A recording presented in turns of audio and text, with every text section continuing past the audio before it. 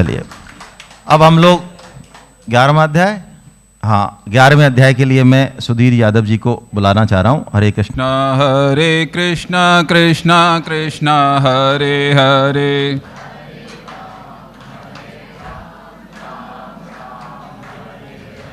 हरे राम राम राम हरे हरे,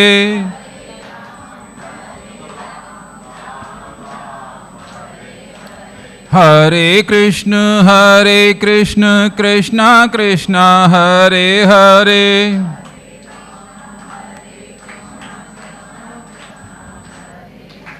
हरे राम राम राम हरे हरे,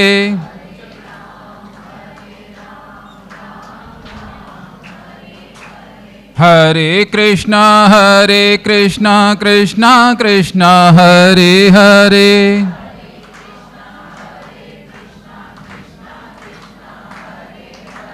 हरे राम राम राम हरे हरे,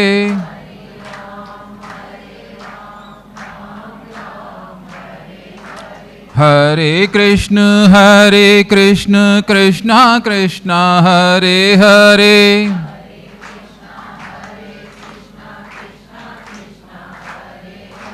हरे राम राम राम हरे हरे,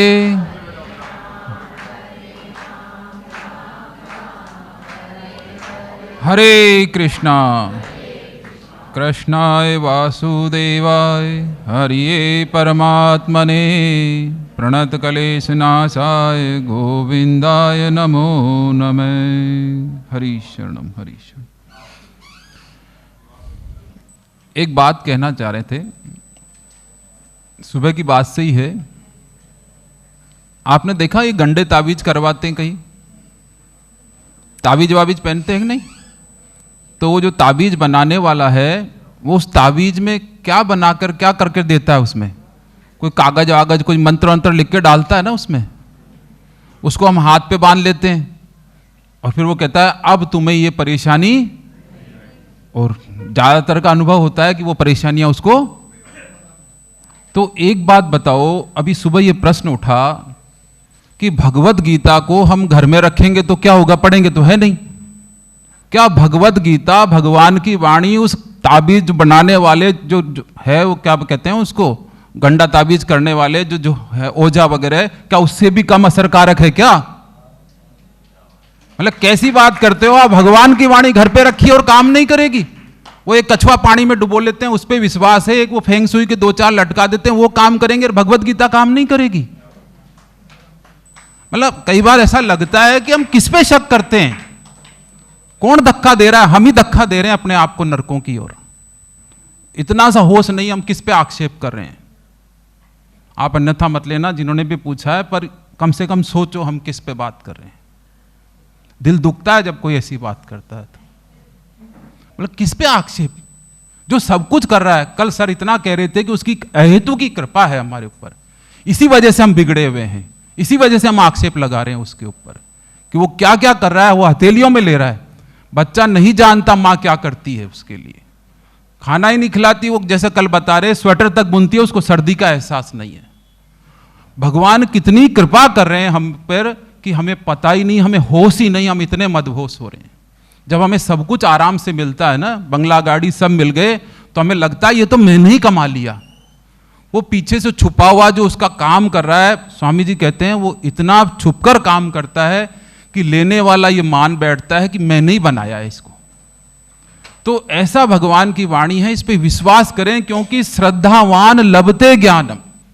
जो श्रद्धा करेगा उस पे तो गीता काम करेगी, नहीं तो भाई फिर जैसा है यथा श्रद्धा तथा लाभ है। ऐसा नहीं है कि भगवत गीता फिर भी काम नहीं करेगी। स्वामी जी ने एक बार की बात बताई थी, क्योंकि प्रसंग वो बहुत महत्वपूर्ण है, कि अंग्रेजों के जमाने की बात है जब आज़ादी का आंदोलन चला करता था। एक सिपाही था, वो रात को अपनी ड्यूटी से वापस लौट रहा है, रात को ड्यूटी से लौट रहा है, तो लौटते समय साइकिल पर आ रहे हैं। उस जमाने में तो साइकिल बड़ी चीज़ थी।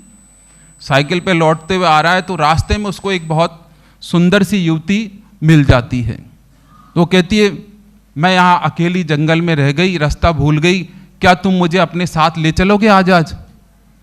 तो कहता है ठीक है, सिपाही का फर्ज है, तो ले चलता हूँ मैं, आप चलो बैठ जाओ साइकिल पे। तो पीछे लगेज होता है, उस पर बैठ के वो चल दी उसके साथ। जब वो गए तो घर पहुंचा तो उसने कहा मैं कहाँ जाऊंगी, मैं तो यहाँ भटकी हुई, क्या आज रात यहीं विश्राम कर लूँ? तो उसने कहा भाई कर लो, कोई बात नहीं, अब स्त्री की रक्षा करनी है।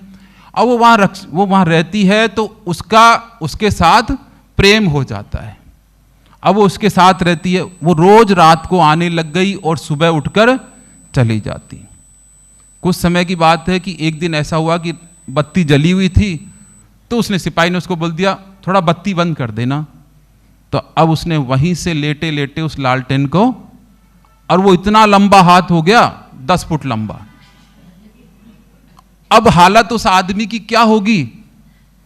अब तक सब कुछ बढ़िया था, अब उसमें क्या दिखने लग गया? हमारे शास्त्रों में आया है, कोई प्रेत या चुड़ैल कोई भी हो, जब तक हम उसको कहते नहीं आ जा, तब तक वो आते नहीं है।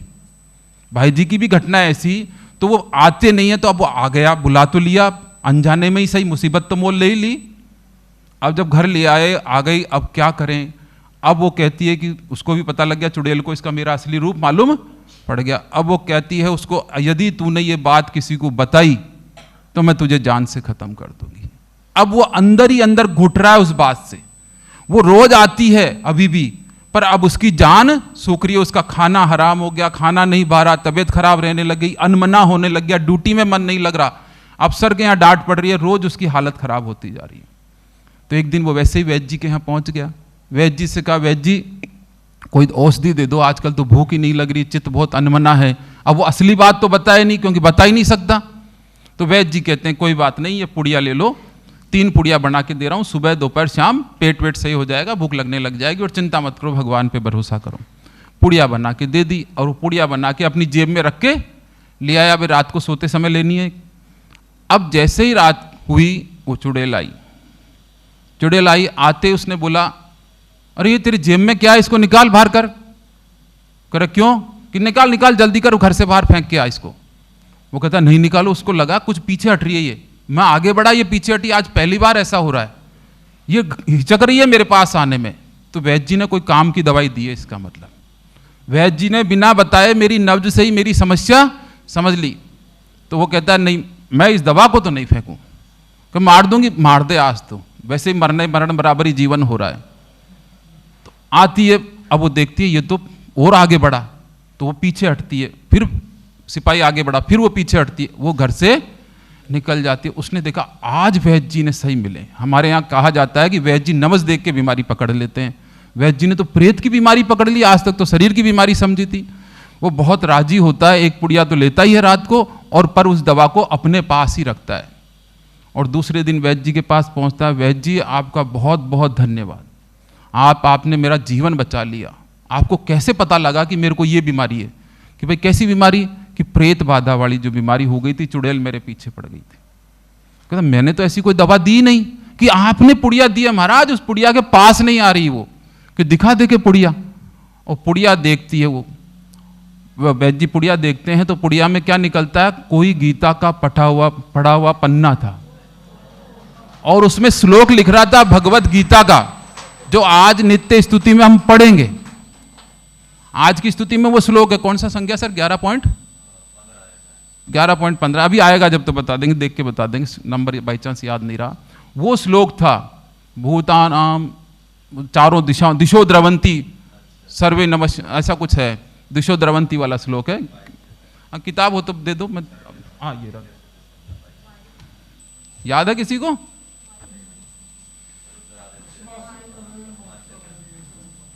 कोई बात नहीं, समय लग जाए, पर बात, हाँ दिशो नहीं, ये नहीं है,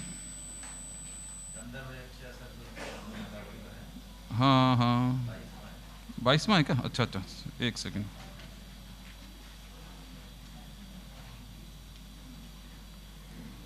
हाँ रुद्रा,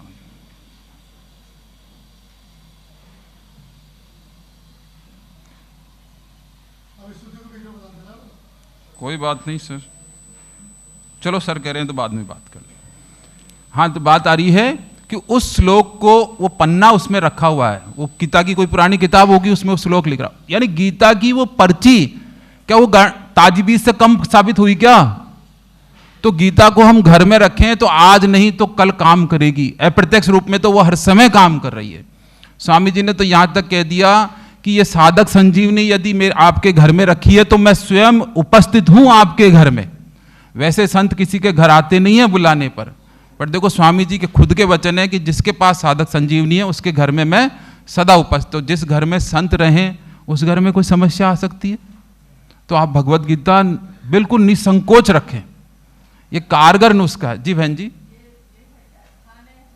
स्थाने ऋषिकम, है ना, ऋषिकेश, हाँ यही है बिल्कुल बिल्कुल। श्लोक संख्या याद है क्या?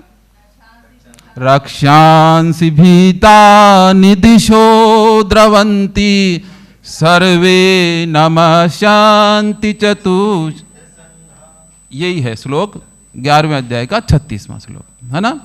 पर अब कोई बात नहीं, हम तो पूरी भगवत गीता रख लें, पता नहीं हमारे घर में कौन सी बाधा है। ये भूत प्रेतों पे काम करता है ये मंत्र, तो जैसे हनुमान चालीसा पढ़ते हैं, यदि इसको भी पढ़ लेंगे तो उस घर में इसका भाव क्या है कि भूत प्रेत 10 दिशाओं में भाग गए, यानी जिसको जिधर जगह मिली उधर से भाग रहा है, आपके आसपास भी वो टिक रहा नहीं है। ये श्लोक का भाव है। तो भगवत गीता पढ़ेंगे तो जो भी है, अगर जंगल में जा रहे हैं तो इस श्लोक को बोल लें, भूत प्रेत आपके आसपास भी। अब कोई पूछ सकता होते हैं क्या? अरे यही तो चक्कर है अपने साथ, बात सारी कर लेंगे पर श्रद्धा पूरी हो ही नहीं पाती। कोई बात नहीं, आप तो नहीं भी होते हो तो भी जपेंगे तो कोई बुराई नहीं है। वैसे शास्त्र सम्मत है, भूत प्रेत होते हैं, संतों की बात सुनेंगे तो उनका भी, वो भी एक योनि है।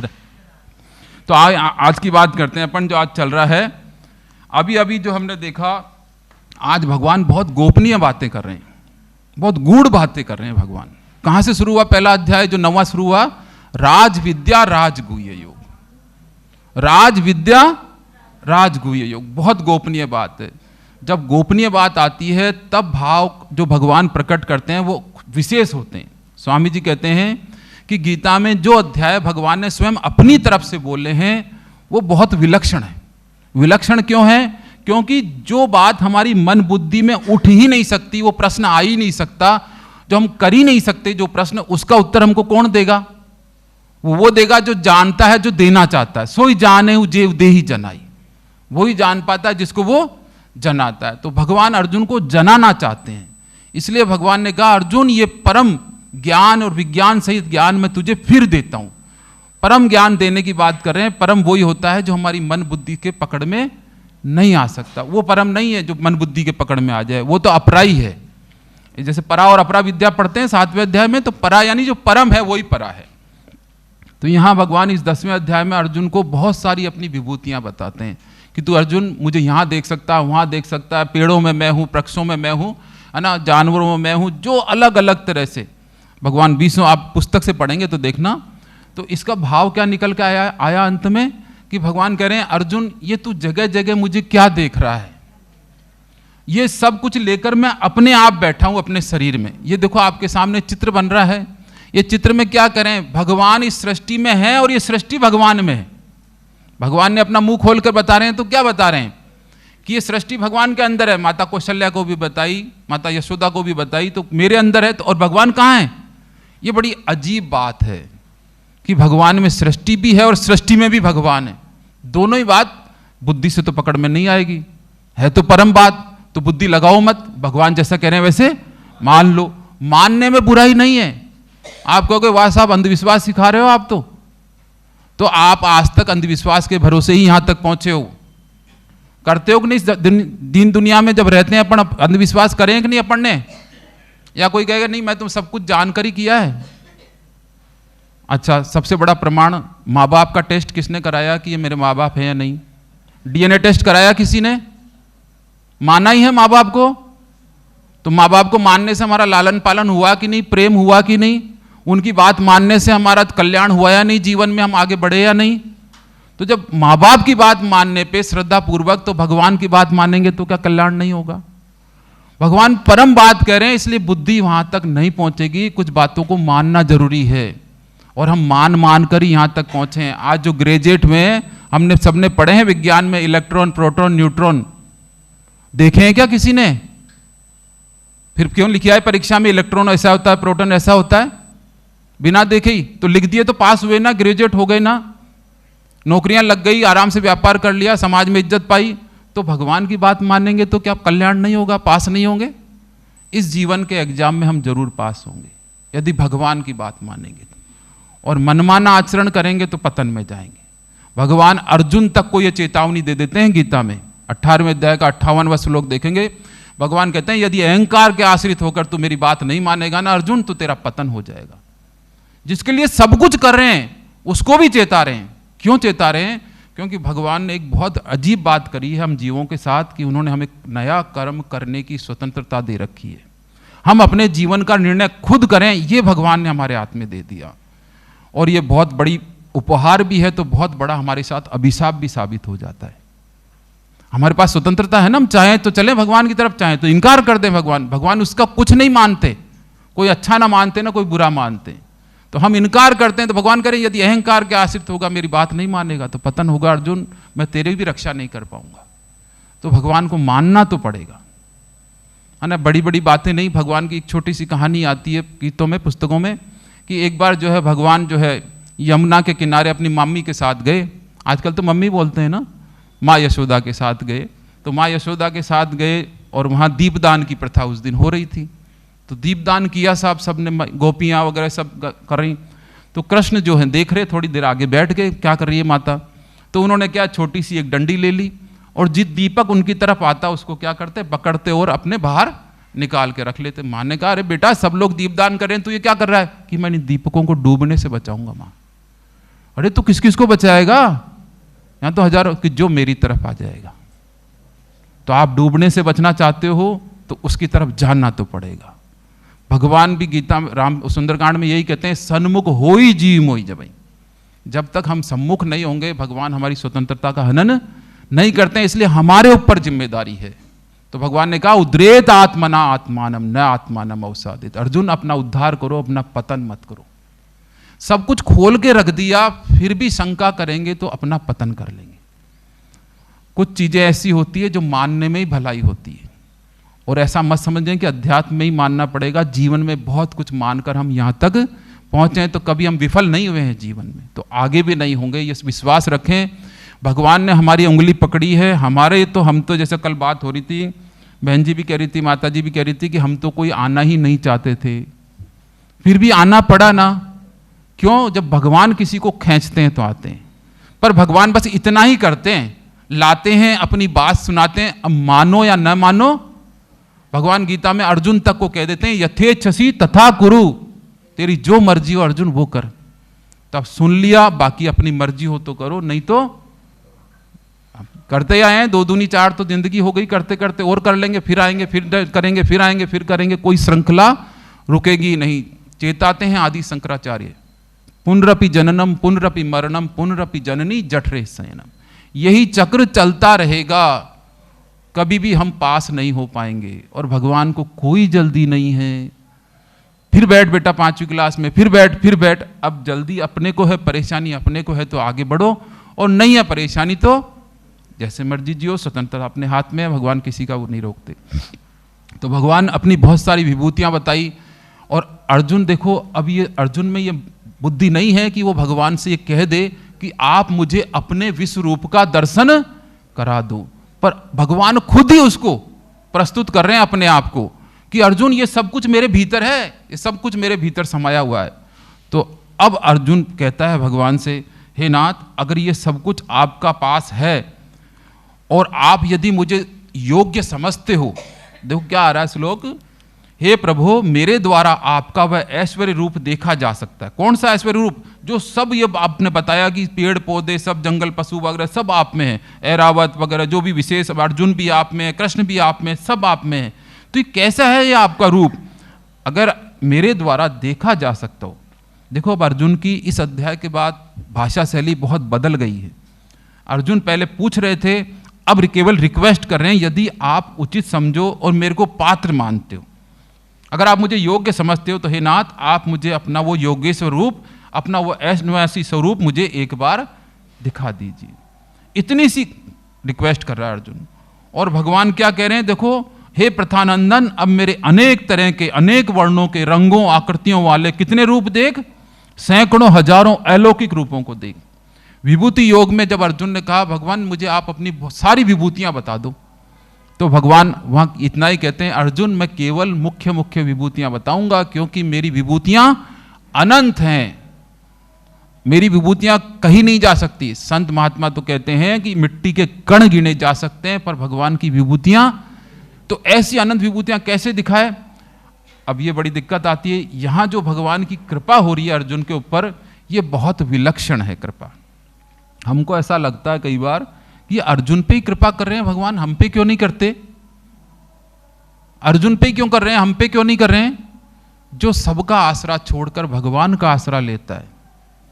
ये पहले कल भी चर्चा हो गई थी कि अर्जुन ने नारायणी एक अक्षोणी सेना छोड़कर एकमात्र अकेले निहत्ते भगवान श्री कृष्ण को चुना है। जो ऐसे अपने जीवन में सबका आश्रय छोड़कर, पिताजी करेंगे, एफडी करेगी, माताजी करेगी, ये दोस्त कर देगा, वो नेता मेरा दोस्त है, वो अफसर मेरा दोस्त है, वो कर देगा, इन पे विश्वास न रखकर जो एक भरोसो, एक बल, एक आस विश्वास, जो ऐसा भगवान पे विश्वास रख के भगवान की शरण होता है, उसका काम फिर भगवान, जो अभी सर कह रहे थे योग क्षेमम वहाम्य, उसका फिर वहन करते हैं। हम कह तो देते हैं हमारा क्यों नहीं कर रहे भगवान, हम भी तो माला कर रहे हैं। अरे माला नहीं, अनन्यता चाहिए भगवान, और माला तो उसका जरिया है अनन्यता लाने का। इसका ये मतलब नहीं है माला को कोई हल्का करना है। तो ये भगवान कह रहे हैं, अब भगवान अपने अनेक रूप उसको दिखाते हैं। इसमें खास बात देखो, समझने की बात है, स्वामी जी जैसे संत हमारी दृष्टि कराते हैं, हम वो ही मांग सकते हैं भगवान से जितनी हमारी शुद्र बुद्धि में बात आती है ना। हम मांगते हैं तो शुद्र ही मांगते हैं, भगवान बेटे की शादी, बेटी की नौकरी करा दे, बेटी की शादी करा दे, मेरा स्वास्थ्य सही रहे, बुढ़ापे में कम से कम ऐसा तो मत करना कि खाट में पड़ा रहूं। हम सब क्या मांगते हैं, इससे ज्यादा हमारी कभी मांग बढ़ती नहीं। पर जो व्यक्ति भगवान पे छोड़ देता है, भगवान फिर उसका वो काम बनाते हैं कि बीमारी के लिए कभी डॉक्टर के पास जाना ही नहीं पड़े। यानी कैसी स्थिति कर देते हैं, उसको बीमारी से ही, जंजाल से ही मुक्त कर देते हैं, इस शरीर से ही ऐसी स्थिति हो जाती है कि वो परमात्मा में, नित्य धाम में स्थित हो जाता है। तो अब भगवान जो है अपने अनेकों रूप दिखा रहे हैं। क्यों? क्योंकि अर्जुन ने केवल रिक्वेस्ट की, ऐसा नहीं कहा मुझे अपने सारे रूप दिखा दो, तो मांग नहीं करी, तो भगवान खुलकर अब दे रहे हैं। तो क्या दे रहे हैं भगवान, अपना ऐश्वर्य रूप दिखाते हैं। पर जैसे रूप दिखाते हैं अर्जुन, भगवान को, अर्जुन कहता है मुझे कुछ समझ में नहीं आ रहा, तो भगवान को ध्यान आता है अर्जुन तेरे में तो वो पात्रता भी नहीं है तू इन सबको ग्रहण कर सके। तो भगवान कह रहे हैं मैं तुझे वो दिव्य दृष्टि प्रदान करता हूं जिससे तू मेरे उस ऐश्वर्य रूप को, यानी अगर मैं कहता हूं कि मेरे में पात्रता नहीं है, मैं तो कमजोर हूं, मैं तो भगवान की तरफ चला ही नहीं, मैंने तो गीता जी का पाठ नहीं किया, मानस नहीं पढ़ी, राम जप नहीं किया, मैंने तो कुछ साधन ही नहीं किया, तो मेरा कल्याण कैसे होगा। तो अर्जुन का जब कल्याण कर रहे हैं भगवान, साधन नहीं किया अर्जुन ने, अर्जुन के पास पात्रता नहीं है, फिर भी भगवान कह रहे हैं वो पात्रता भी मैं तुझे प्रदान कर दूंगा, तू मेरी तरफ चल, एक आश्रय ले मेरा। तो भगवान कहना ना, शुरू में बात कही योगम युंजन मदाश्रय, ये 7वें अध्याय के बाद जो बात चल रही है भगवान की, थोड़ी अलग स्तर की बातें हैं। यहां भगवान कहते हैं मेरा आश्रय ले। अब अर्जुन भगवान का आश्रय ले रहे हैं, तो भगवान अर्जुन को सामर्थ्य भी प्रदान कर रहे हैं। अब अपना वो खोल लीजिए मोबाइल ऐप जो अपना यहाँ का है ना, सेमिनार ग्रुप का, उसमें आपके पास नित्य स्तुति आई हुई होगी, नित्य स्तुति के रूप में है। इसके बारे में थोड़ा बता दूं आपको, ये नित्य स्तुति स्वामी जी रामसुख दास जी रोज सुबह 5 बजे कराते थे। जहां भी वो होते थे वहां ये नित्य स्तुति सही 5 बजे शुरू हो जाती थी। और सब जगह का तो पता नहीं, बहुत जगह चल रही है वैसे तो, पर गीता भवन में हमने प्रत्यक्ष रूप से देखा है ना, गीता भवन में रोज सुबह सही 5 बजे नित्य स्तुति होती है। और आपको बता भी दूं, गीता भवन में ऋषिकेश में अपनी एक सेमिनार भी हो रही है, 21, 22, 23 फरवरी की है। आप उसकी पात्रता पर यह है कि जो पहली बार जा रहा है, पहली बार किसी सेमिनार में जा रहा है, ऐसे किसी व्यक्ति को आप साथ में लेकर आएं। तो वहां उस गीता भवन में रोज सुबह सही 5 बजे नित्य स्तुति होती है। आपने खोल लिया, आपने उसमें मिल गई आपको व्हाट्सएप ग्रुप में, तो इसको हम वाचन करते हैं। ये स्तुति ऐसी है, स्वामी जी कहते हैं रोज सुबह 5 बजे, चाहे इंडिया में हो चाहे अमेरिका में हो, जब सुबह के 5 वहां बज रहे हो, और यहाँ भी सही 5 बजे ये स्तुति यदि हम करते हैं तो हमारी एक सामूहिकता से जुड़ती है। जैसे आप कह रहे हैं ना, अभी आप यहाँ बैठे, हरे कृष्णा, सुन रहे हैं, आप यहाँ बैठे हैं, अभी 2 दिन हो गए, सुबह से लेकर शाम तक आप बैठ पाते हैं क्या? घर पे आप बैठ सकते हैं क्या? आपके शरीर की भी सामर्थ्य नहीं है। मैं बुजुर्गों की क्या कहूं, युवा भी नहीं बैठ सकते। तो ये किसके बल पर बैठे हुए हैं हम? तो उसके बल पर साथ में उसके भक्तों के बल पर बैठे हैं हम। अकेले घर पे बैठ के उसका बल भी काम नहीं कर पाता। यहां हम सब दूसरे भक्तों के साथ बैठे हैं तो हमारा काम बन रहा है, पता नहीं कौन कैसी पारमी वाला। इसलिए स्वामी जी कहते हैं ये जो नित्य स्तुति है सामूहिक रूप से करेंगे तो ज्यादा लाभ प्राप्त होता है। तो करते हैं हम, है ना। इसको आप खोलें, देखो शुरू में गजानन स्तुति होगी, इसमें शुरू करते हैं। गजाननं भूतगणादिसेवितं कपित्थजम्बूफलचारुभक्षणम् उमासुतं शोकविनाशकारकं नमामि विघ्नेश्वर पाद पंकजम। ये तो एक गणेश जी की स्तुति है। अब इसके बाद अर्जुन की स्तुति शुरू हो रही है। कार्पण्य दोषोपहत स्वभाव प्रश्चामि त्वां धर्म समृद्ध चेता यश्रेयस्यानिश्चितं ब्रूहि तन्मे शिष्यस्तेऽहं स्यादिमां त्वां प्रपन्नं कविं पुराणमनुशासितार मनोरणीयां समनु स्मृध्य सर्वस्य दातार मचिन्तरूप मादित्यवर्णं तमस परस्तात् पश्यामि देवांस तव देवदेहे सर्वांस्तथा भूतविशेष संघान् ब्रह्माण्डमीशं कमलासनस्थ मृषीश्च सर्वानुरागांश्च देव्यान् अनेकबाहुदरवक्त्रनेत्रं पश्यामि त्वां नान्तं न मध्यं न पुनस्तवादिं पश्यामि विश्वेश्वर विश्वरूप किरीटिनं गदिनं चक्रिणं च तेजोराशिं सर्वतो दीप्तिमन्तं पश्यामि त्वां दुर्निरीक्षं समन्तात् दीप्तानलार्कद्युतिमय प्रमेयं त्वमक्षरं परमं वेदितव्यं त्वमस्य विश्वस्य परं निधानं त्वमव्यशाश्वत धर्मगोप्ता सनातनस्त्वं पुरुषो मतो मे अनादिमध्यान्तमनन्तवीर्य मनन्तबाहुं शशिसूर्यनेत्रं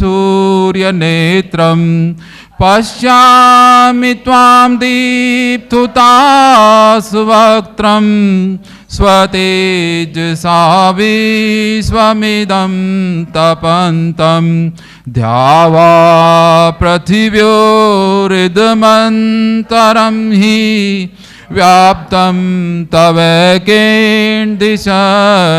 सर्वा दृष्ट्वाद्भुतं रूपमुग्रं तवेदं लोकत्रयं प्रव्यथितं महात्मन् अमीहि त्वां सुरसङ्घा विसन्ति केचिदभीता प्राञ्जल्यो गृह्णन्ति स्वस्तितयुक्त्वा महर्षि सिद्धसङ्घा स्तुवन्ति त्वामे स्तुतिभिः पुष्कलाभिः रुद्रादित्या वसवो ये च साध्या विश्वेस्मिनौ मरुताश्चोष्मपाश्च गन्धर्वयक्षासुरसिद्धसङ्घा वीक्षन्ते त्वां विस्मिताश्चैव सर्वे स्थाने ऋषिकेश तव प्रकीर्त्या जगत्प्रहस्यत्यनुरज्यते च रक्षांसि भीतानि दिशो द्रवन्ति सर्वे नमस्यन्ति च सिद्धसङ्घा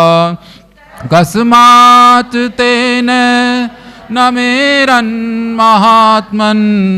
गरीयसे ब्रह्मणोऽप्यादिकर्त्रे अनन्तदेवेश जगन्निवास त्वमक्षरं सदसत्तत्परं यत् त्वमादिदेव पुरुष पुराणस्त्वमस्य विश्वस्य परं निधानं वेत्तासि वेद्यं च परं च धाम त्वया ततं विश्वमनन्तरूप वायुर्यमोऽग्निर्वरुण शशाङ्क प्रजापतिस्त्वं प्रपितामहश्च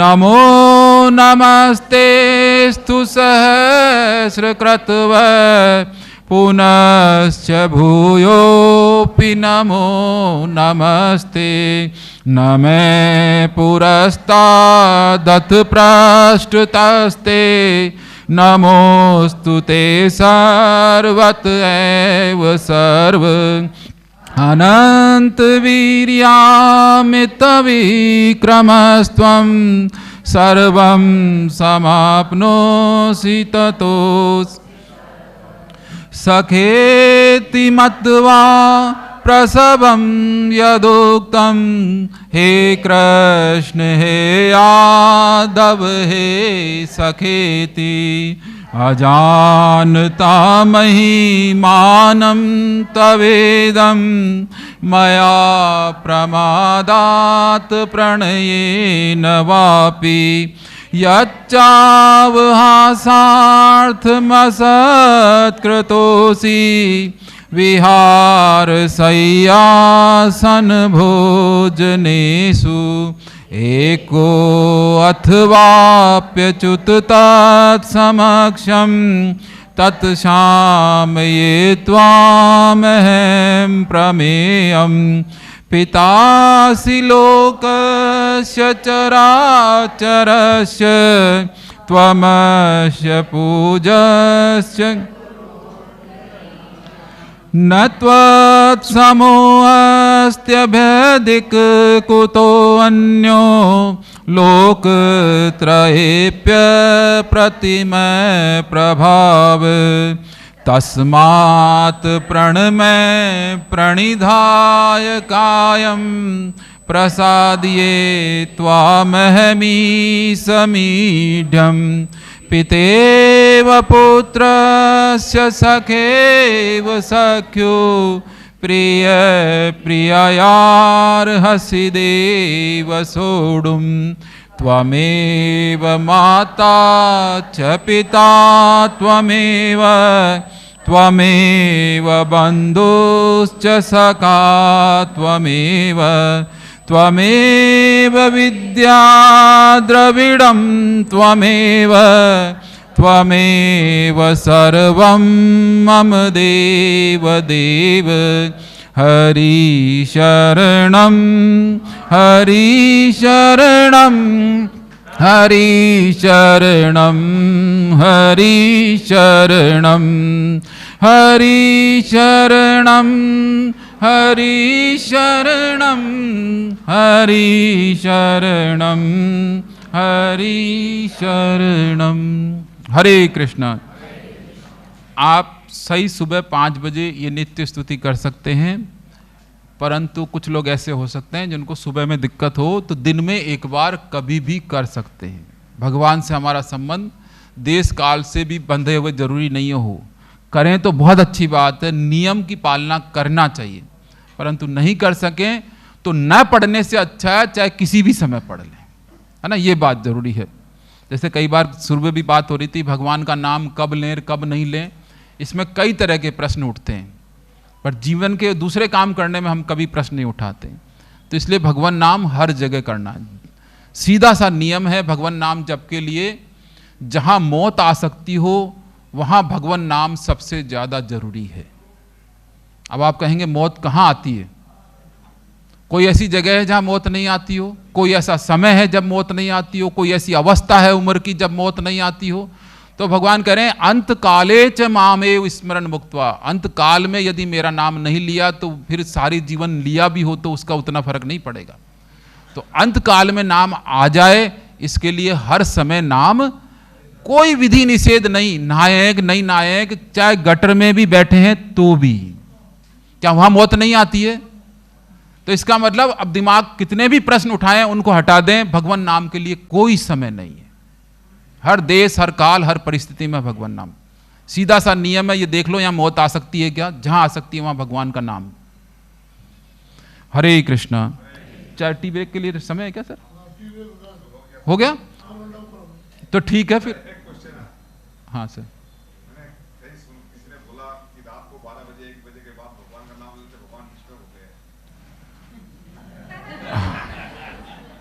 भगवान तो डिस्टर्ब हो नहीं हो, अपन जरूर डिस्टर्ब होते हैं। पड़ोसी का जरूर ध्यान रख लेना आप, पड़ोसी डिस्टर्ब होते हैं ना, ये बात मत छोड़ो। वो कालों का महाकाल है जिसके भीतर से समय निकला है, क्या वो समय से बंधा हुआ है?